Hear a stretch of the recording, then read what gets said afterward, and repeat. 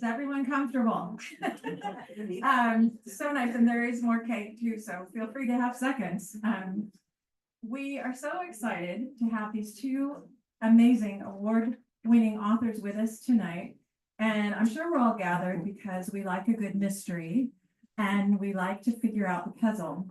Tonight, however, is about answers. We get to find out not who did it, but how they do it. And they're going to answer your questions after they do a discussion between themselves. We have, of course, Lucy Burdette, sometimes otherwise known as Roberta Islip, you may know, and joining her tonight is Sarah Stewart Taylor, and they both have brand new books out. Lucy Burdette is a New Jersey-born clinical psychologist, and she's the author of 22. Actually, it's 24 mysteries. That's incredible. She's not old enough. She started when she was a child.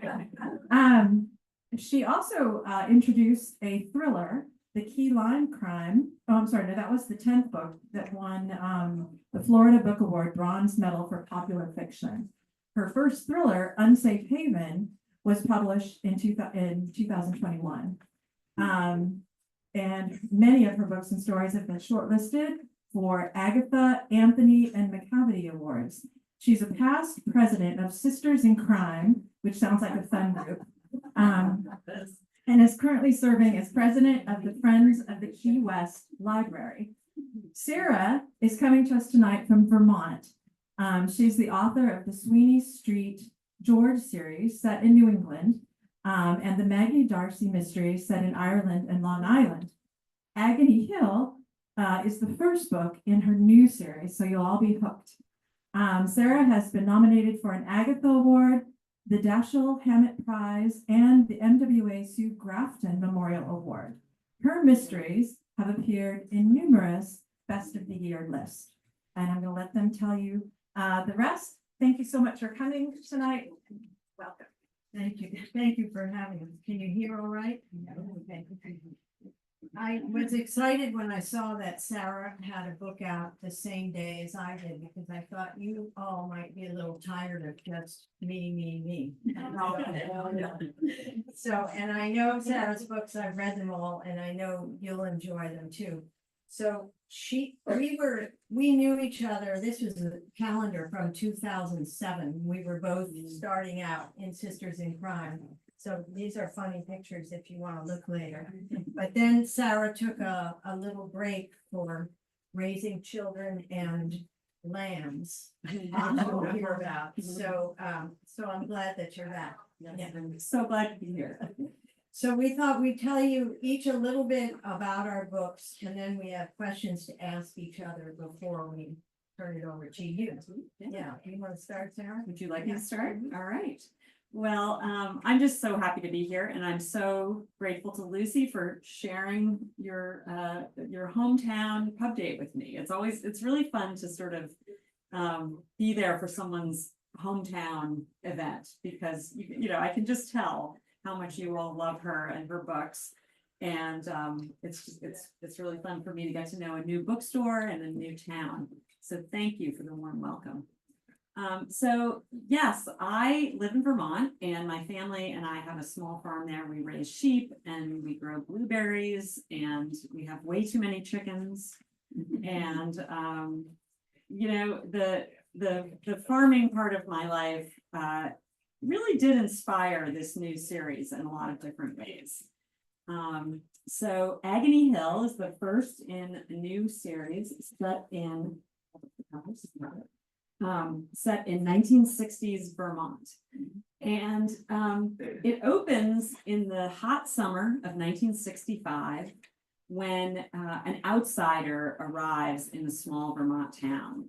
I love stories where you know, the story begins with an outsider showing up in town. I don't know, maybe it's that I love Westerns or something, but in this case, the outsider is a Boston cop named Franklin Warren, who has arrived in the small town of Bethany, Vermont, to take a job with the Vermont State Police. And he arrives and he's barely unpacked when he gets called up to a suspicious fire on a road called Agony Hill. He starts looking into the fire in which a man has died. And though it at first appears to be a suicide, he immediately has more questions than answers. And a lot of his questions are about the dead man's wife, who's a kind of strange, a strange figure. He can't figure her out. And he also has a lot of questions about his new next door neighbor, a woman named Alice Bellows, who I think is my favorite character I've ever written. Alice is, as they say, a woman of a certain age. She's a widow, and she's moved back to her hometown in Vermont after the death of her husband and after living abroad for many years, because her husband was in the foreign service and in fact probably was a spy too. You'll have to read the book to find out. And as Warren gets to know Alice, he realizes that she's a real asset because she knows everything that happens in this small town. She knows everybody's backstories. She knows all the skeletons in their closets. And yet he also senses that she has secrets she's keeping too.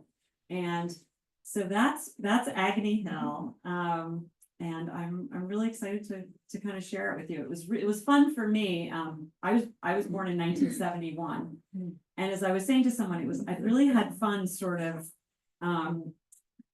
researching and exploring the way the world was right before I came on the scene, if that makes sense.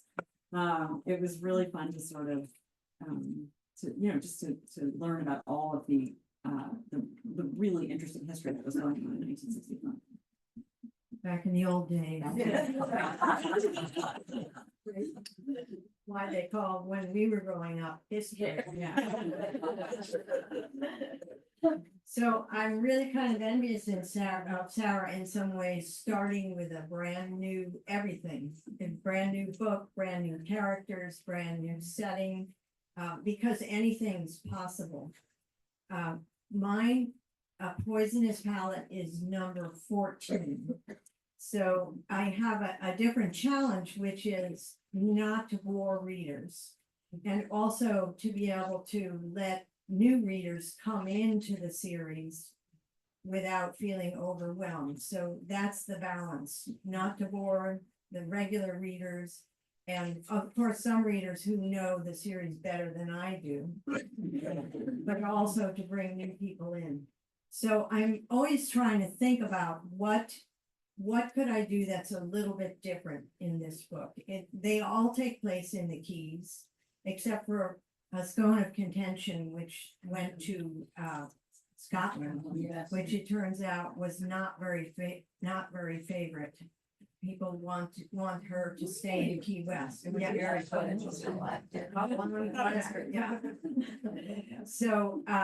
So this one, just as I was thinking all this, how do I get started?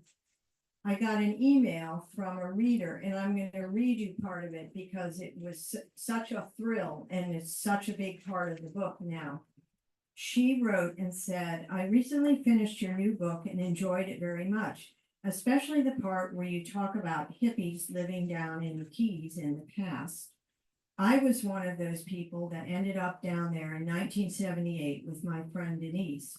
We had heard there were people living in the mangroves just over the bridge on West Summerlin Key." And she goes on to describe it and then said, "We had cooking fires which were prohibited, and finally the sheriff's department threw them out. It was an unforgettable experience. We always wonder what would have happened if we'd stayed there, though we never discovered any dead bodies."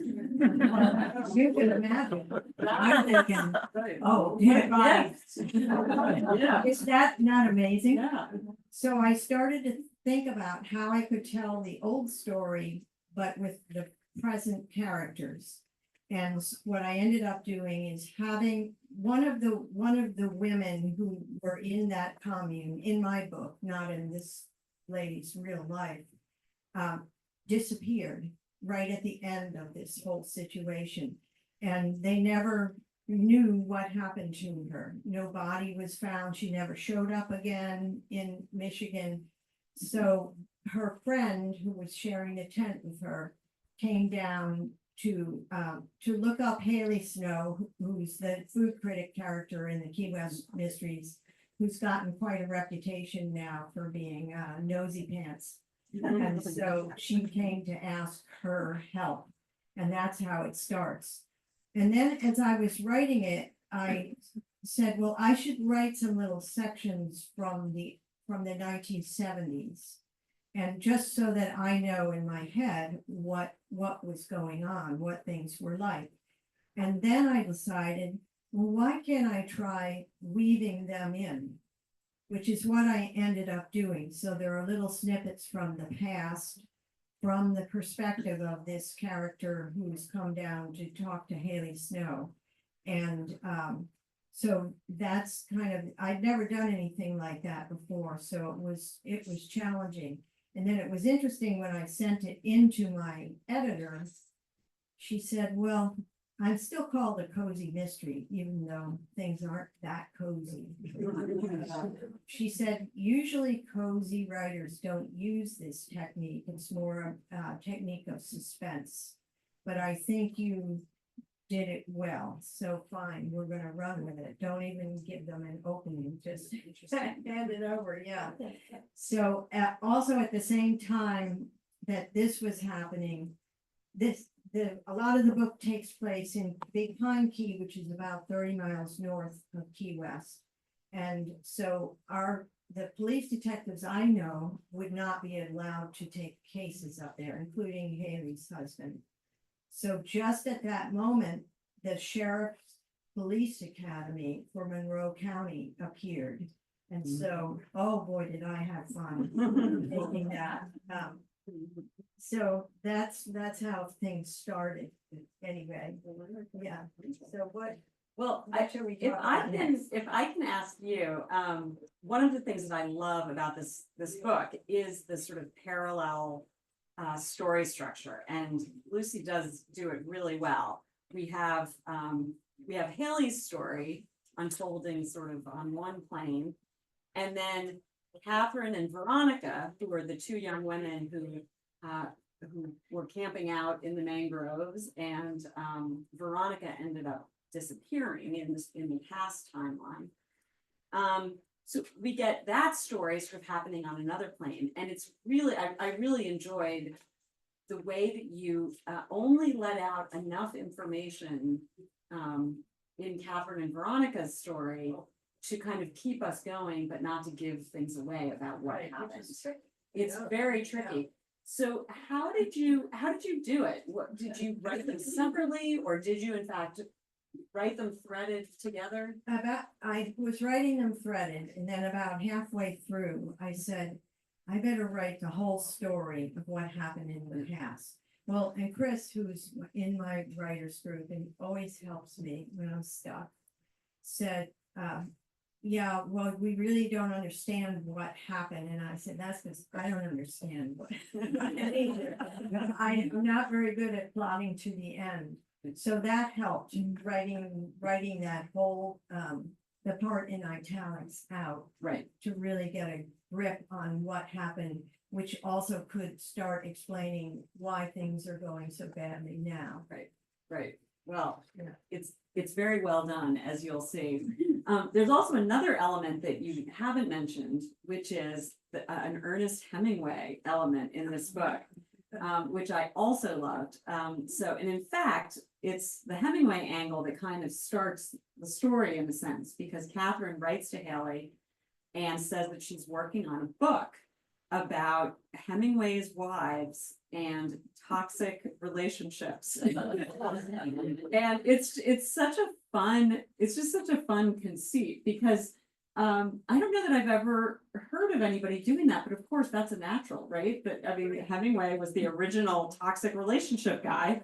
I'm surprised someone hasn't written a book about his poor wives and lovers.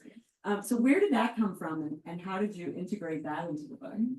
Well, so Hemingway is very big in Key West. Have you been to Key West? I've Oh, never, you been. must I'm come. dying to go. Oh, you must Yeah, come. I wanna go. Yeah, so the house that he lived in with Pauline, who was his second wife. I always think he had 5, but I think he only had 4. It was my father who had 5. So, it's a really beautiful house and there are tours through it and there was a big brick wall around it because there are 50 or 60 polydactyl cats that are really what draws me in. I go in just to see the cats. And then they have a lot of old photographs of the wives. And to me, as a psychologist, it's just fascinating what was going on with him and why, they're all smart and lively women. And so why was he throwing over the next for the next?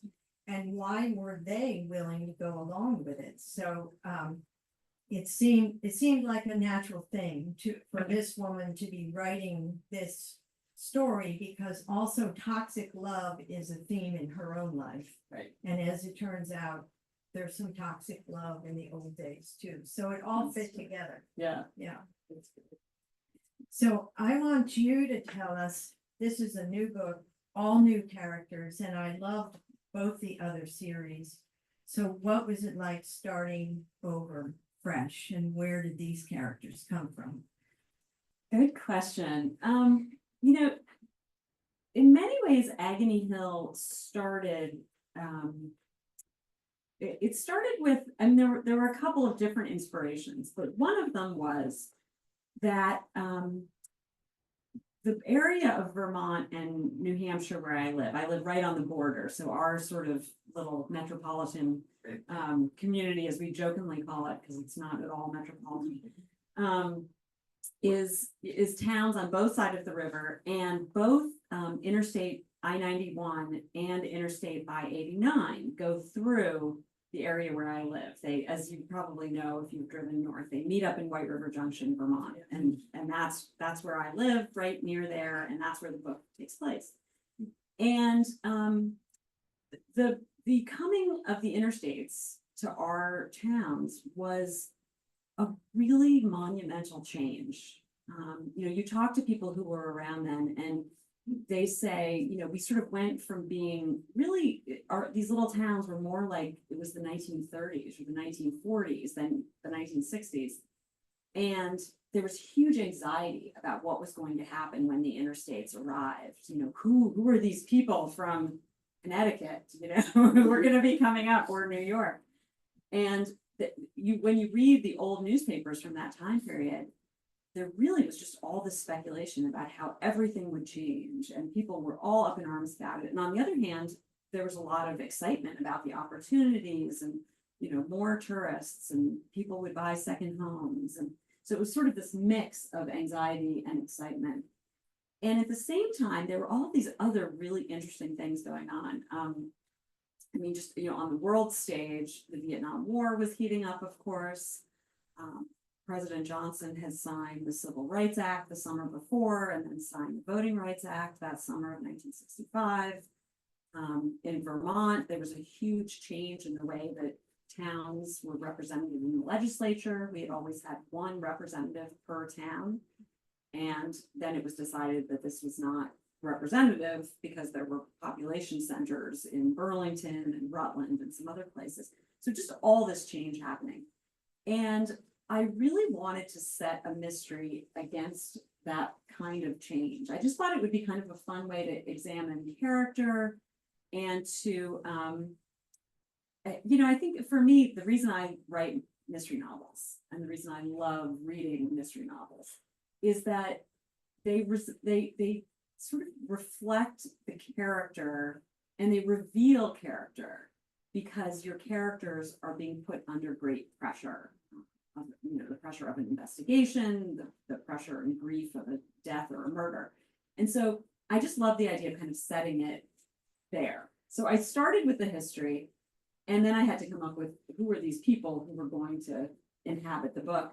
And I think in a lot of ways, the character of Alice Bellows, my sort of, Jane Marple, former spy, character, had been in my head for a long time. I wanted to write her. I knew and know a lot of women like her, you know, women who in my town in Vermont and towns around us who they're just incredible. They run everything. They're the president of the library board, and they also are the head of the, mutual aid society at their church, and they're farmers, and they do farm work, and they run small businesses, and they raise children and grandchildren, and they're just really incredible women. And so I think that's where Alice came from. And I loved starting over in a sense, because, when I've written series too, and once you're a few books into a series, you're kind of committed to certain things about the characters. And I just loved getting to, make it all up fresh. But of course, now I'm writing the second one, and I'm like, why did I do that? Now I'm stuck with that. I would love to hear. Let's see if I have a good one. I have so many questions I want to ask. We were going to talk a little bit about food. Yeah. Yes, let's talk about food. Okay. So we both, you do food so well, and there's so many elements to the way that you inject food into your stories. And obviously Hayley is a food critic. She's an amazing cook. I'm always drooling at the meals that she makes. And I think also you kind of use the food scene in Key West as a way to explore lots of different people. I mean, it gives you a very diverse cast of characters in a way. And I think in my book, I'm really looking at kind of in the 1960s, this generation of home cooks who grew their own food and raised their own food, and there weren't restaurants, right? Everything was made at home. And I have so many fond memories of my grandmother making everything from the garden and old recipes. So talk a little bit about food and how first of all, why a food mystery? Well, food mysteries are very popular, and they're popular on TV. So I think when the publishing industry sees something is popular, they hop on it too. So they hopped on it, and I got pulled along with it. I remember turning in the first manuscript, An Appetite for Murder, and the editor wrote back, "We want more food, more food." Okay, well, sure, more food. And it gives, John and I have to go and try out all these restaurants. A lot of people will have heard me say this, but many of the restaurants in this series are real. And if I trash a restaurant, or if someone dies in a restaurant, those I've made up, because I don't want to ruin anybody's life. So if we go out to dinner and we don't like it, then it doesn't get mentioned. It's not going to be good. Yeah. What is fun about Sarah and I have this connection too is in A Dish to Die For. If you might remember, I had gone to the Key West Women's Club during the pandemic, and the president was willing to give me a tour, and she didn't give me, this is the old version of their cookbook, but she gave me the next version, and then I got intrigued because it's all written by hand, by this old hand, and there are drawings in it. And so I started to think, but what if there's a story, an old story in those drawings and so that's what, how I took off. And then I've become kind of obsessed with this cookbook and joined the Women's Club. And next thing you know, I volunteered to do their next edition. So that's what I've been doing instead of finishing my book. But it's really fascinating because it shows the whole history of the island. Right. There's turtle soup, fried turtle flippers are in there, of course, everything key lime, there funny drinks. So it's just really fascinating to look at the old stuff, and I hope I to think of another way to use that. Yeah, it's, well, and it's so much fun to see that, Right, I book told that you Sarah to use. bring her Sorry, favorite. my drop glasses too. are slipping. So, so in researching Agony Hill, I got completely obsessed with community cookbooks from the 1940s, 50s, and 60s from Vermont. And this is one of my favorites here. This is actually a 1947 edition of a book called Out of Vermont Kitchens. And they did many editions of this. But it's the same, I'll try to open it up and show you. It's the same thing. where Handwritten and drawn. It's all handwritten and, these really cute little drawings and the woman's name at the bottom, her signature. And it's usually Mrs. Barton Smith. Exactly, right? exactly, yeah. Yeah. And, yeah, and it was so, as I was trying to figure out who my characters were, it was so revealing to me to read these recipes because you could see, for example, in Vermont in the 1940s, 50s, and 60s, there was real deprivation.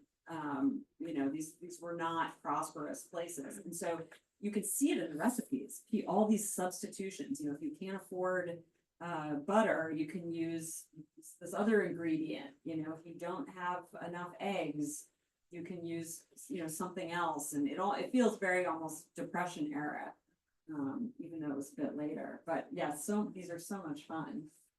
And so you have a raspberry festival in your. Yes. And so do you make all the recipes? I have to make whatever I put in. Of course. Little slippers. Yeah, I actually wrote the description of this raspberry dessert that they serve at the Raspberry Social before I made it, which I probably shouldn't have done. But then last week I said, "Oh God, the book's coming out. I've got to actually make this," and I made it. And I have to say, my family would tell you it was pretty good. I don't know if this works in your house, but if John sees that I don't take a photograph of a meal, he knows it's gonna be disappointing. Well, I'll give them that tip. I don't think they've learned that yet. I don't think they've learned it. Can I ask you about something that I guess I'm interested because I am at the beginning of a series, but you have done such a good job of keeping Hayley and her cast of characters, fresh and exciting, even as, for a while there was a romance that was very exciting, and now they're married. And yet, I still care about them and I want to know what's going to happen to them. So how have you done that? And how do you think about keeping the series fresh after 14? Yeah, because it can't all be someone sent me an email. Yeah, That's exactly. what comes along when it's a series. So, well, when it started out, Hayley was really a dizzy, irresponsible young woman. And I think there were people who would have quit after that one if she hadn't learned from it. And that's how I feel about a series. I don't mind if somebody makes mistakes because that's human. But then let's move on from that and learn from it and get relationships that are deeper. So I had that in mind. Also, in the second book, her mother, who's kind of lost, the way same as Hayley, comes down to Key West. Hayley's invited her down for a food conference. And you see in that book that the mother is kind of grasping at her too, and Hayley's trying to push her away a little bit because she's trying to make her own way and become a separate person.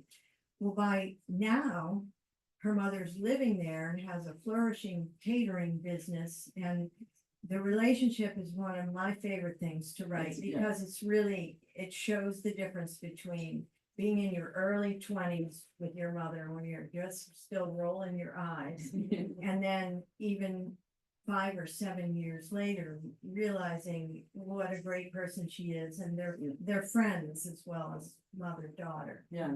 So and then I also think about who could I bring forward that hasn't had a big role. Right. And it all has to be, except for those snippets from the past, it all has to be from her point of view. Right. Whereas you were clever enough to put several points of view in. Yeah. So that helps you reveal things that one person would not know. Yeah, I have to say, writing my Maggie Darcy series, which is set in on Long Island and in Ireland, is first person. Yeah, And writing this book, it was a bit of a relief, it was sort of just like, oh, okay, she doesn't have to be in that scene. exactly, yeah. So I think it'll be fun to go back and forth, we'll see, but. Yeah. So, and how was it writing a man? Because you hadn't done that before. I loved it, actually, I loved it. He's very emotional. I've never really written a male character before, and I loved it, and I mean, I think, yes, he is very emotional, and he has reason to be emotional. He has sort of he's running from something very tragic in Boston, and so he's still in this sort of place of grief. But yeah, I really enjoyed writing a male character. So let's see who's got questions. Do you have We can questions? blab on. Yes, Barb. My question is, talking about this, is it ever gonna be, Lucy is going to write a whole new series? I know you started with the golf stuff and then you flipped over this. So are we gonna put her to bed and start something new? It sounds like you need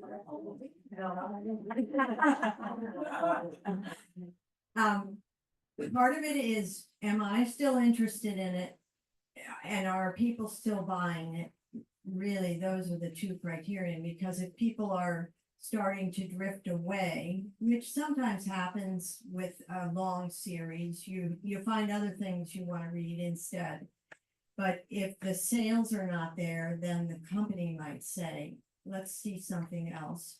Or if I'm getting bored, I might say that for the next book, which I have to finish this month. I said, well, how can I follow up this old history, which is pretty exciting? So I immediately blew up a ship in the harbor. It just depends how, and the good thing about Key West is that there are so many odd things that happen there that you really don't run out of material. But on another note, I do want to write a story that's been in my head that will be set in Paris. And so after I turn this one in, I'm gonna try to get a sense of that one and then have my agent look at it. Exciting. Other questions? How, when you're writing, how do you know you've built enough? And at what point do you say it's time to draw this to a conclusion? Or do I throw in more facts and, lead you down another road or whatever? Besides the Yeah. number of pages. Yeah, oh, well, number of pages, yeah, but I'll be interested to hear what you say. I tend to write short. And I often tend to figure out the ending and be able to write to it. And it's the middle that's just a bear. So that's where I'm thinking, well, what? So there's not a problem to say, well, I want to get all this other stuff in there. You're looking for things. Yeah, I'm looking. I don't know, how do you? Yeah, it's interesting because I generally I don't outline really, but when I sit down to write a book, I generally know, I've got 4 or 5 big scenes that I know are going to happen, and that very much includes the ending. So, I may not know everything about it, but I know, the solution, and I know where my characters will be, sort of geographically, but also emotionally at the end of the book.